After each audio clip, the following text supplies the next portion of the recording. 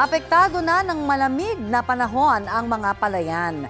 Sa Kasiguran Aurora, iwinawasiwas ng malakas na hangin ng amihan ang ilang pananim na palay. Ayon sa Municipal Agriculture Office, apektado ang pamumulaklak ng mga palay na posibleng makaapekto sa anihan.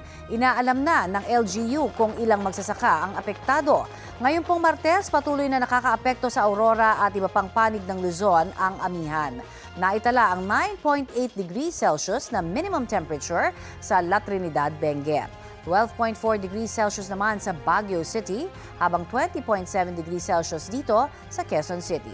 Bukod po sa malamig na temperatura, posible ring magbuhos ng mahihinang ulan ang amihan.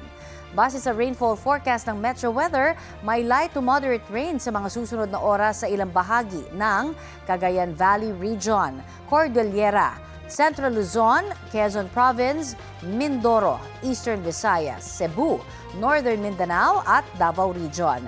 May tsansa rin po ng ulan sa ilang panig ng Metro Manila.